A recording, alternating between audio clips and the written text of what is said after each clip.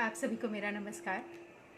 मैं डॉक्टर शालिनी रतोरिया दांगी प्रवाह के इस ऑफिशियल पेज पर आप सभी का हार्दिक अभिनंदन करती हूँ। आज मैं अपना विषय राष्ट्र निर्माण में स्त्रियों की भूमिका, इस विषय पे अपने विचार व्यक्त करने वाली हूँ। कुछ शब्दों में अपने बारे में एक परिचय का आग्रह है, तो परिचय देना चाहूँगी। मैं doctor Shalini Ratoria MSc computer science में शिक्षा के बाद पीएचडी संपन्न हुआ। पीएचडी का विषय मैंने चुना सोशल मीडिया का विद्यार्थियों पर प्रभाव। इस आज के दिन मैं आप सभी को एक दिन पश्चात मातृत्व दिवस की हार्दिक बधाई और शुभकामनाएं भी प्रेषित करना चाहूँगी, क्योंकि हर दिन माँ का है। केवल एक दिन मातृत्व दिवस मना देने से यह दिन समाप्त नहीं हो जाएगा। मैं आप सभी को मातृत्व दिवस की हार्दिक शुभकामनाएं प्रेषित करती हूँ। मेरी माता भी शिक्षिका रही हैं और मैं आप सभी को बताना चाहूँगी कि उन्हीं के जीवन का संघर्ष मेरे लिए हमेशा मार्गदर्शक बना और मैंने भी हमेशा शिक्षा जगत में ही कार्य करने का विचार सोच मन में रखा।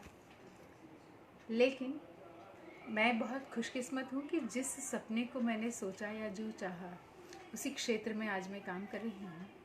मैं डायरेक्टर देवी रुक्मिणी शिक्षण संस्थान वर्तमान में हूँ और शैक्षणिक संस्थाओं का संचालन कर रही हूँ। इसी के साथ मैं अखिल भारतीय डांगी क्षत्रिय संघ महिला विंग की प्रदेश अध्यक्षा हूँ और अन्य सामाजिक गतिविधियों में अपनी सेवाएं देती हूँ। आज मैं आप सभी के समक्ष आ पाई हूँ क्योंकि दांगी प्रवाह की टीम का लगातार आग्रह रहा। इस आग्रह हेतु मैं उनको आभार व्यक्त करती हूँ कि यदि वे लगातार संपर्क में नहीं होते तो शायद आज मैं यहाँ आप सभी के बीच इस तरह से उपस्थित नहीं हो पाती।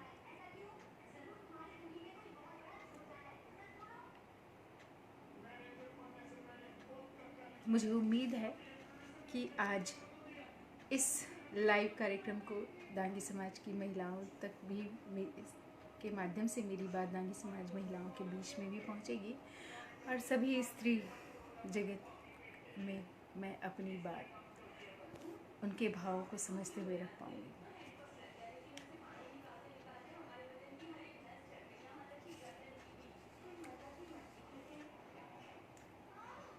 आप सभी को एक बार पुनः मैं डॉक्टर शालिनी रतोरिया नमस्कार करती हूँ। आप सभी का हार्दिक अभिनंदन करती हूँ।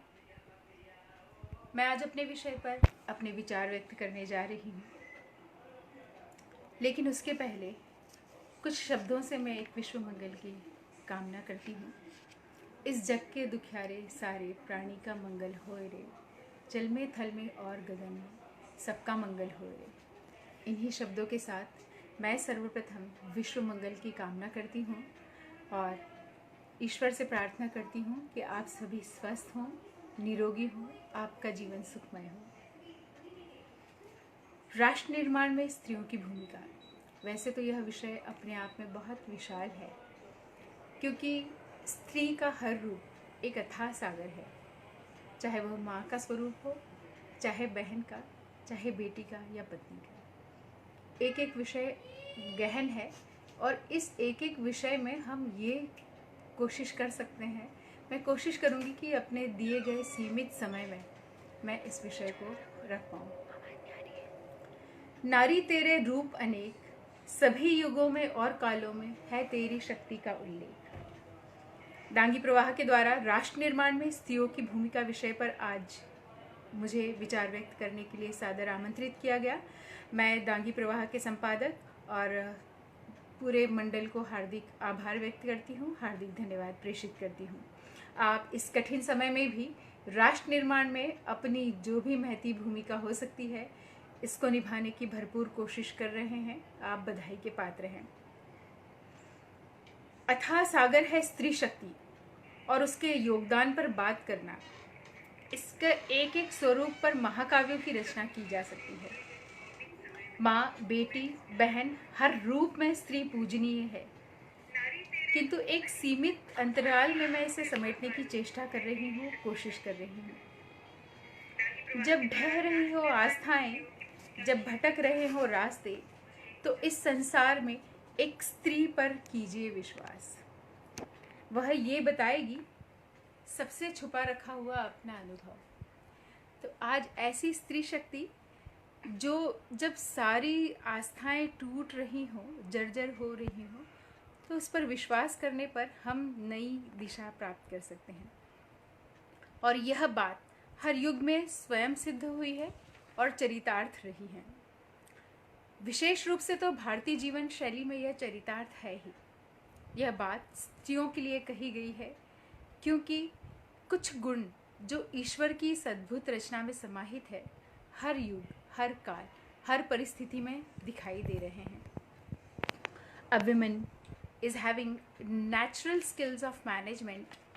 She is best in adjustment. और यह बात तो कई रिसर्च में भी सिद्ध हो गई है और कई रिसर्च में यह बात प्रूव भी की जा चुकी है। यदि हम भारत राष्ट्र की बात करें तो हमारी संस्कृति का केंद्र हमारी महिलाएं हैं। युगों युगों से इन्हें सहेज कर एक पीढ़ी से दूसरी पीढ़ी तक हमारी मातृशक्ति हस्तांतरित करती रही है। इन माताओं बहनों ने वेद ग्रंथों की रचनाओं में अपना योगदान दिया, नीति शास्त्र और शास्त्रों की भी ज्ञाता रही ये। इसी के साथ कुछ उदाहरण तो ऐसे हैं जो हमें इस अद्भुत शक्ति का अनुभव कराते हैं। अपने पति मंडन मिश्र के साथ उनकी पत्नी ने आदिगुरु शंकराचार्य जी से शास्त्रार्थ किया और उन्हें हराया और अपने पति को विजय दिलाई।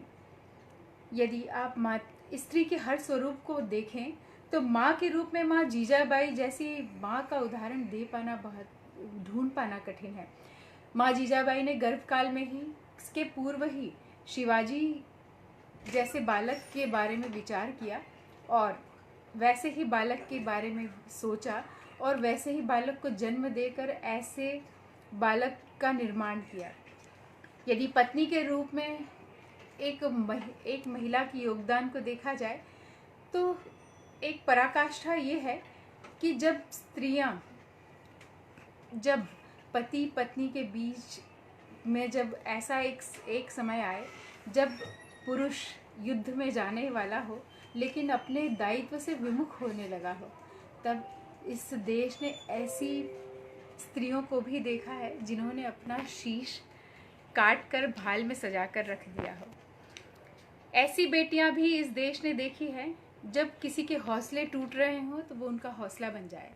महाराणा प्रताप जब अपने संघर्ष काल में वन में भटक रहे थे और एक समय ऐसा आ गया जब उनको घास की रोटी खानी पड़ रही थी और बेटी मरणासन्न अवस्था में पहुंच गई, तब उस समय उस बेटी ने महाराणा प्रताप जी को संबल दिया कि उनका ऐसा मन हुआ कि क्यों ना मैं इसे यहीं ख़त्म कर दूँ, मैं जाके आत्मसमर्पण कर दूँ। लेकिन बेटी ने कहा कि पिताजी मैं मर सकती हूँ, मैं अपना बलिदान कर सकती हूँ, लेकिन आप अपने स्वाभिमान को जीवित रखिए, आप अपने स्वाभिमान की लड़ाई जारी रखिए, इस राष्ट्रहित की लड़ाई जारी रखिए। ऐसी बेटियां इस देश ने देखी है। यदि सेवा करने का कभी अवसर मिला हो तो सेवा करती हुई पन्नाधाय का उदाहरण अनुपम है। ऐसी स्त्री के रूप में हम पन्नाधाय को देखते हैं जिन्होंने किसी और के पुत्र को बचाने के लिए, अपने राजा के पुत्र को बचाने के लिए स्वयं के पुत्र को बलिदान कर दिया।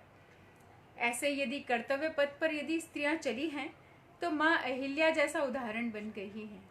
ये ऐसी स्त्री हैं जिन्होंने अपनी प्रजा के हित को ध्यान में रखने के लिए अपने बेटे को भी बलिदान कर दिया। ये बलिदान ऐसी कथाएं कह रहे हैं जो स्वतः ही ये उदाहरण दे रही हैं कि राष्ट्र निर्माण में इन माताओं ने, इन स्त्रियों ने कितनी बड़ी भूमिका निभाई है। यदि नेतृत्व कभी इन महिलाओं को करने के लिए कहा गया तो ऐसा नेतृत्व देश को दिया कि रानी लक्ष्मीबाई जैसा उदाहरण बन गई। मात्र 23 वर्ष की आयु में रानी लक्ष्मीबाई ने अपने आप को इस राष्ट्र हेतु समर्पित कर दिया, बलिदान कर दिया। और इस लड़ाई ने, जो 1857 की पहली लड़ाई लड़ी गई, उसने आज़ादी की आग इस देश भर में लगा दी। तो ये कुछ ऐसी माताओं बहनों का राष्ट्र निर्माण में योगदान है जिसके लिए समाज हमेशा कृतज्ञ रहेगा। यह त्याग, यह समर्पण, यह कर्तव्य भाव ईश्वर की और किसी भी कृति में मिल पाना असंभव है। ईश्वर ने, मुझे लगता है कि ईश्वर ने जब अपना मंत्रिमंडल का गठन किया होगा तब निश्चित ही उसने इन सभी भावों को ध्यान में रखा होगा और इसीलिए सारे महत्वपूर्ण विभाग सबसे पहले स्त्रियों को देने का कार्य किया। जैसे कि फाइनेंस डिपार्टमेंट देखने के लिए माँ लक्ष्मीबाई को सौंपा गया। यदि डिफेंस जैसा काम, महत्वपूर्ण काम करना हो तो उन्होंने डिफेंस के लिए माँ दुर्गा को अपनी बागडोर सौंप दी और शिक्षा के क्षेत्र के लिए उन्होंने माँ सरस्वती को यह जिम्मेदारी निभाने का अवसर दिया। इस तरीके से काफ़ी महत्वपूर्ण पदों पर ईश्वर ने भी स्त्री को ही सक्षम पाया और इसी के कारण आज ऐसी ये जो हम उदाहरण देख रहे हैं इस ईश्वर के मंत्रिमंडल का, ये हमें आज समाज में बहुत सारी जगहों पे स्वतः ही दिखाई देने लगी है। देखिए, जैसे कि फाइनेंस मिनिस्टर लक्ष्मी जी हमारे धन की संपदा की दायिनी है, ऐसे ही वर्तमान समय में हम कितनी कठिन परिस्थिति में हैं और इस कठिन परिस्थिति में हमारी फाइनेंस मिनिस्टर अपना कार्य बखूबी कर रही है। निर्मला सीतारमण हमारी फाइनेंस मिनिस्टर, जब वो आती हैं तो हमें भी आशाएं भर देती हैं और हमें उम्मीद होती है कि हम इस परिस्थिति से बाहर निकलेंगे और भारत अपनी प्रगति पथ पर आगे बढ़ पाएगा। वर्तमान परिस्थिति में एक और उदाहरण देना चाहूँगी कि हमारे देश की महिलाओं ने मिशन मंगल को अपने हाथ में लिया और जो मैंने बात कही कि महिलाओं में नेचुरल मैनेजमेंट स्किल है, उसका बेहतरीन उपयोग करते हुए अपनी इन क्षमताओं का उपयोग किया और सबसे कम खर्च में मिशन मार्स तैयार किया और मंगल में यान सफलतापूर्वक पहुंचा दिया। यह मिसाइल, इसको लीडरशिप किया मिसाइल वीमेन टेसी थॉमस ने और टेसी थॉमस के नेतृत्व में महिलाओं के एक बड़े दल ने इसमें सहयोग किया। टेक्नोलॉजी के क्षेत्र में इन महिलाओं का योगदान अतुल्य है। इसी की तरह माँ सावित्रीबाई फुले ने जो शिक्षा के क्षेत्र में कार्य किया, वर्तमान समय में ये माँ सरस्वती के समान ही कार्य है। कितना संघर्ष इस शिक्षिका ने अपने जीवन में देखा, किंतु इस संघर्ष से कभी उन्होंने हार नहीं मानी। साक्षात माँ सरस्वती की भूमिका निभाई और स्त्री शिक्षा के लिए रास्ते खोल दिए। माना अंधेरा घना है पर दिया जलाना कहाँ मना है, इस मंत्र को चरितार्थ करते हुए अपने जीवन के संघर्षों का सामना करते हुए ताई सिंधु सबकाले जैसी माँ आज कई बच्चों की आश्रयदात्री माँ बन गई हैं। और कितना विशाल हृदय है इस माँ का कि जिस पति ने इन्हें एक विषम परिस्थिति में, गर्भावस्था में इन्हें घर से निकाल दिया था, आज इस उम्र में उन्हें फिर से अपनाकर अपने बच्चों के साथ ही आश्रय देकर उनको अपने साथ पुनः स्थान दिया। ऐसी माँ सिंधु ताई और इनका जीवन संघर्ष हमारे लिए प्रेरणा है कि कठिन से कठिन परिस्थितियों में भी हम कैसे फिर से खड़ा हो सकते हैं। इस लिस्ट में बहुत सारी महिलाओं के नाम हैं। इस सूची में बहुत सारे क्षेत्र हैं जो हो सकते हैं। कल्पना चावला, इंदिरा नूई। यदि स्पोर्ट्स के क्षेत्र में देखा जाए तो फोगाट सिस्टर, दीपा कर्माकर, उड़न परी पीटी उषा, इसी के साथ मैरी कॉम। ये कुछ ऐसी महिलाओं के नाम हैं जिन्होंने देश को बुलंदियां दी हैं अपने अपने क्षेत्र में। मैं आपको बता दूं कि ये जो स्त्री शक्तियों के मैं नाम ले रही हूँ, ये सिर्फ नाम नहीं है। आज पूरे विश्व में स्त्रियां नेतृत्व कर रही हैं और भारतीय स्त्रियों को जो संस्कार और जो प्रेरणा और जो मार्गदर्शन इस देश से, इस राष्ट्र से मिला है, उसके कारण आज विदेशों में भी ये स्त्रियां नेतृत्व कुशलतापूर्वक कर रही हैं। प्रीति पटेल तो यूनाइटेड किंगडम की सेक्रेटरी हैं, जनरल सेक्रेटरी हैं। सो इस तरीके से विश्व को भी नेतृत्व प्रदान करने का काम ये महिलाएं कर रही हैं। आज और पुराने समय में स्वरूप भिन्न है, किंतु योगदान जारी है। आज ये स्त्रियां अपना योगदान इस तरीके से दे रही हैं कि सर्जिकल स्ट्राइक में ये फाइटर प्लेन लेकर निकलती हैं और दुश्मनों का समूल नाश करके ही वापस लौटती है। हमारी ऐसी बेटियों पर हमें गर्व है, इन स्त्रियों पर हमें हमें गर्व महसूस होता है कि आज हम कितना बड़ा योगदान हम सब स्त्रियां इस देश के लिए दे पा रही हैं। इस देश ने खेल के क्षेत्र में ओलंपिक में एक ऐसा पल भी देखा है जिसमें 5 की 5 ओलंपिक्स पदक जो लाई वो इस देश की स्त्रियों ने और बेटियों ने हासिल किए। इन बेटियों ने देश का मान बढ़ाया। दौर बदलते रहेंगे राष्ट्र निर्माण में, किंतु इससे तेज गति से इस देश की आधी आबादी कंधे से कंधा मिलाकर आगे बढ़ती रहेगी और अपने योगदान को आगे बढ़ाती रहेगी। जैसा कि आज हम सभी को पता है कि पूरा विश्व कोविड-19 की महामारी से जूझ रहा है। इस वर्तमान काल में एक साधारण स्त्री असाधारण शक्तियों को समेटकर उन शक्तियों का भरपूर उपयोग कर इस राष्ट्र और समाज के हित में अपना योगदान दे रही है। देखें कि वह कितनी शिद्दत से वो हर मोर्चे पर अपनी लड़ाई लड़ रही है। आप सभी को भी ये जानकारी होगी कि कुछ महिलाएं अपने दूध मुहे बच्चों को लेकर ड्यूटी पर पहुंच रही है और कोरोना वॉरियर्स के समान, एक फाइटर के समान अपने अपने क्षेत्रों में डटी हुई है।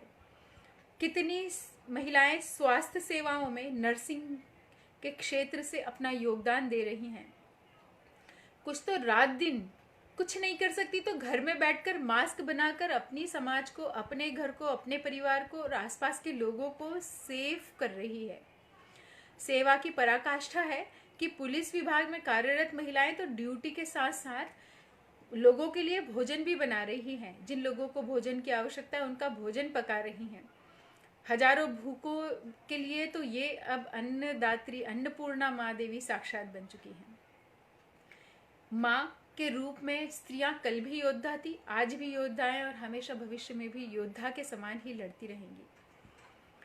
कहते हैं कि बच्चों के साइंस ने भी इसे प्रूव किया है कि बच्चे के जन्म के समय में 120 हड्डियां टूटने का दर्द होता है। यदि एक साधारण प्राणी इस दर्द को सहन कर ले तो उसकी मौत भी हो सकती है। लेकिन एक मजदूर स्त्री की अभी 2-3 दिन पूर्व की ही घटना है कि एक मजदूर स्त्री ने चलते चलते रोड के किनारे एक शिशु को जन्म दिया। उसको जन्म देने के मात्र 1 घंटे के पश्चात उस बालक को हाथ में लिया और उसके बाद 150 किलोमीटर का सफर तय करके अपने गंतव्य तक पहुंची। 150 किलोमीटर की दूरी तय की अपने इस नवजात शिशु के साथ। हे स्त्री, कहाँ से ले आती हो इतना साहस हर युग में? अनंत है तुम्हारी क्षमताएं, तुम्हें शत शत नमन है। वर्तमान भारत ऋणी रहेगा ऐसी माताओं के लिए जिन्होंने अपने सपूतों को हर मोर्चे पर युद्ध के लिए तैयार कर रखा है। राष्ट्रहित सर्वोपरि का भाव सभी के मन में है, इसीलिए हर जगह सहयोग ही सहयोग प्राप्त हो रहा है। हर जगह इन माताओं, बहनों ने, बेटियों ने अपने बच्चों को, अपने पति को, अपने बेटों को राष्ट्रहित के लिए सौंप रखा है। आज इस मंच के माध्यम से मैं समस्त माताओं, बहनों, बंधु भगिनियों से अनुरोध करती हूँ कि यह जो हमें समय मिला है लॉकडाउन का, इस समय का आइए हम सभी बेहतरीन उपयोग करें। अपनी बेटियों को, अपनी बहनों को, अपनी माताओं को 21वीं सदी के लिए तैयार करें। अपने बच्चों को हम सभी अपना गुरु बनाकर उनसे टेक्नोलॉजी सीख सकते हैं। अपनी परिवार की स्त्रियों को भी इसमें प्रशिक्षित कर सकते हैं। यदि ये प्रशिक्षण प्राप्त होगी तो आने वाले समय में जो 21वीं सदी के चैलेंजेस रहेंगे उसमें यह उनके लिए एक बड़ा हथियार ही बनेगी। बेटियों को शिक्षा के हथियार से हम सुसज्जित करें, उसे श्रृंगार के लिए अब हम शस्त्र भेंट करें, उसमें पारंगत करें, उसे उसका उपयोग करना सिखाएं, उससे चर्चा करें, उसकी भावनाओं का कोई दुरुपयोग न करें। आइए हम अपनी बहन बेटियों के साथ इस पल, इस क्षण में साहसपूर्ण बातें करें और उनको नए युग के लिए तैयार करें। भविष्य का भारत यदि देखें तो वो तो आज ही हमें दिखाई देने लगा है। इस भविष्य के स्वर्णिम भारत में स्त्रियों का योगदान फिर से एक बार यादगार रहने वाला है और 21वीं सदी इन स्त्रियों के समर्पण को हमेशा याद रखेगी। स्वर्णिम भारत 21वीं सदी का भारत इस विश्व में बड़े परिवर्तन लेकर आएगा, ऐसी हम सभी की आशा है। भारत की बेटियां कई तरीके से इस राष्ट्र के निर्माण में और इसे ऊंचाइयों तक पहुंचाने में अपना योगदान दे रही हैं।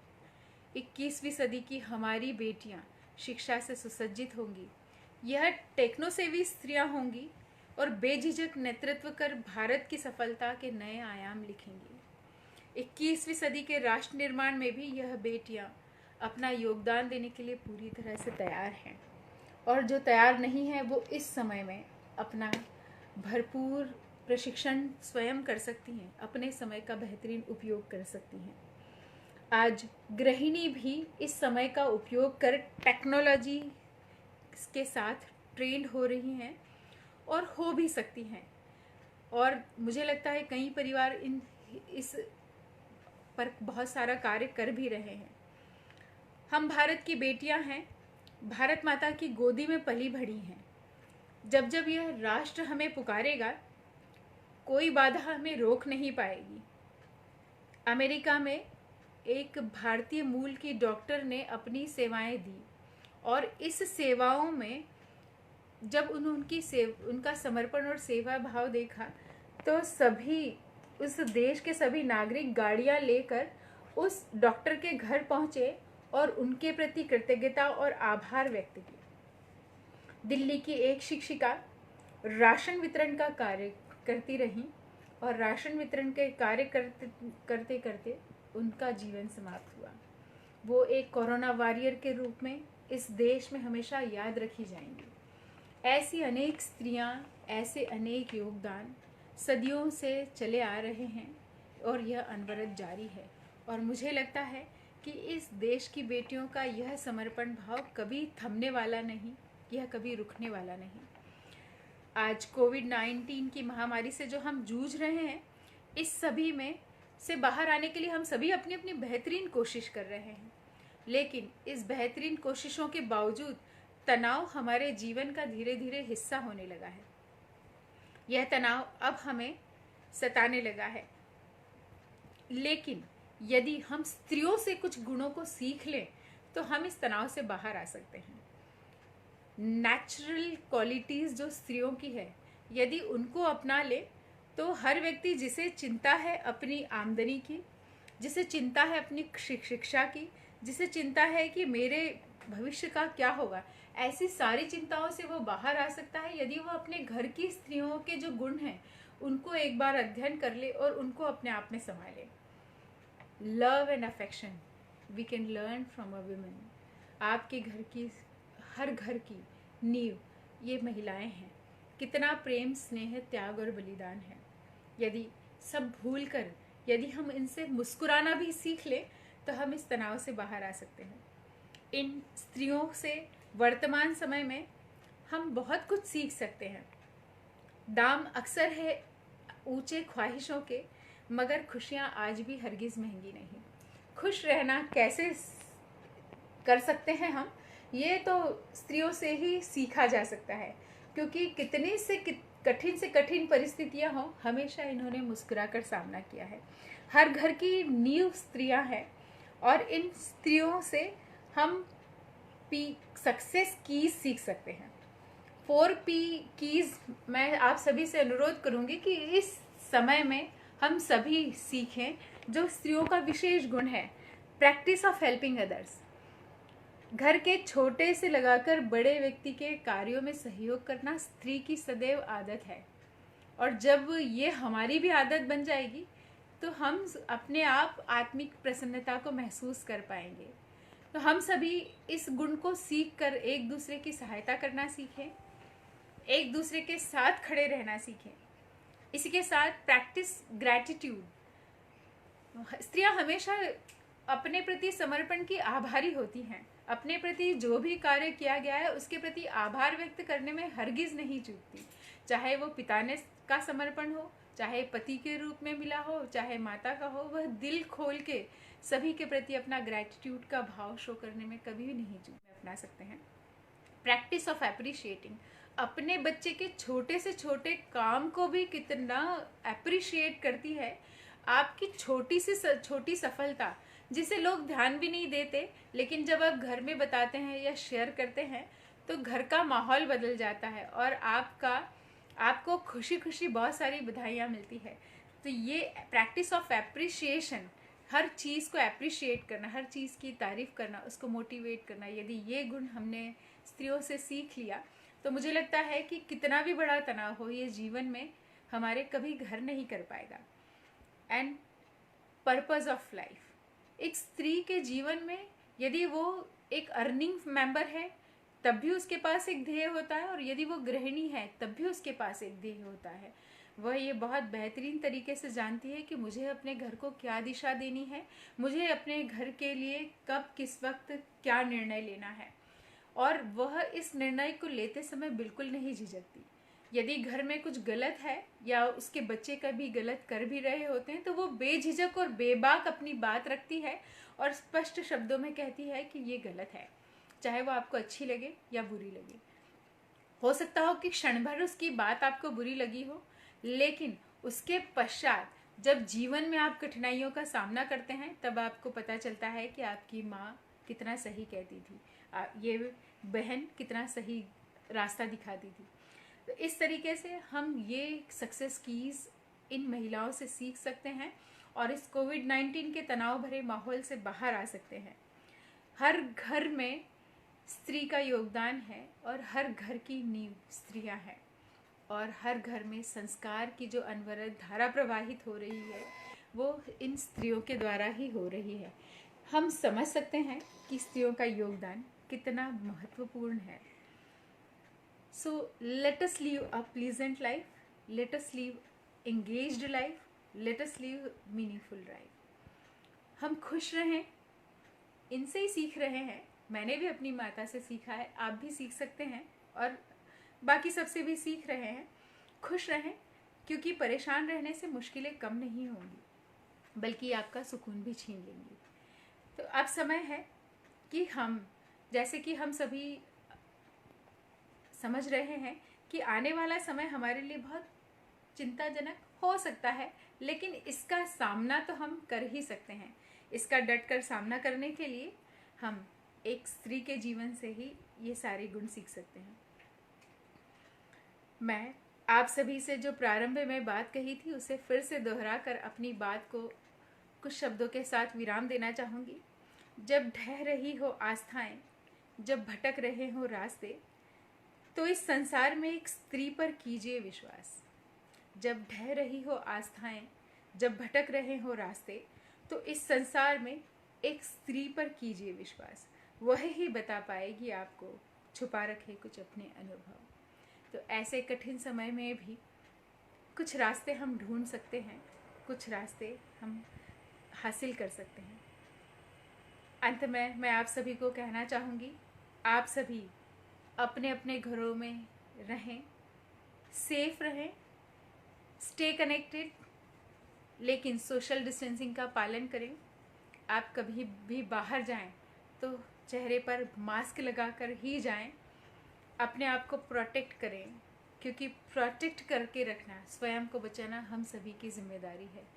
हम जीवित हैं, हम सुरक्षित रहें, ये हमारी स्वयं की जिम्मेदारी है। मैं आज आप सभी को धन्यवाद प्रेषित करती हूँ जो आज आप सभी ने मुझे इस विषय पर सुना, और आज आमंत्रित करने के लिए दांगी प्रवाह ग्रुप को हार्दिक आभार व्यक्त करती हूँ। और आप सभी के साथ संपर्क मेरा हमेशा जीवंत रहे, मैं यही कोशिश करूँगी।